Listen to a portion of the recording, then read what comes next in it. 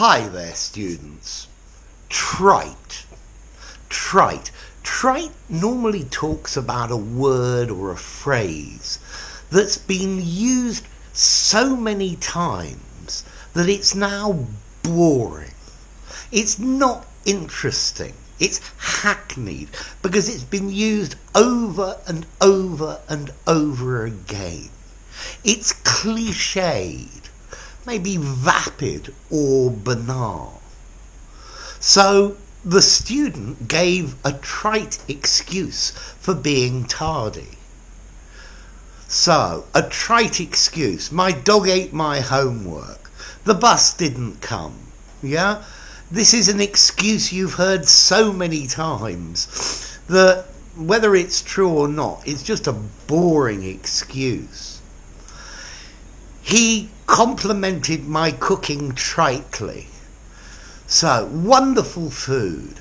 He didn't use any interesting phrases. He didn't describe why he liked it. He just used a trite, boring, repetitive phrase that we've all heard before. The plot of the film was so trite. Boy meets girl, boy falls in love with girl, boy and girl split up, boy and girl get back together again. That's a pretty trite plot for a film. The poetry he writes is so trite, it's boring, it sickens me. The commentator used trite cliches to describe the situation. The things that reporters always say, no new language, no interest to it. Trite platitudes, okay, pleasing people with the socially acceptable words. Okay, notice as well, this word trite could also be an ancient Greek coin and an Australian spider.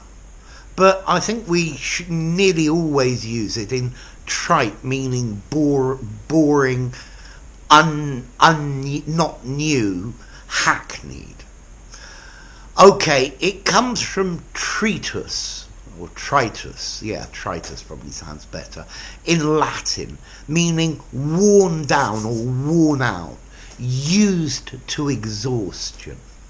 Okay, so something that's trite is something that's been used so many times by so many different people, and you've heard so many times before, it's just not interesting, it's boring. So that's the end of my trite explanation.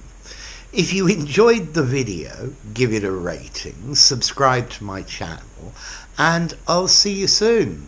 Bye for now.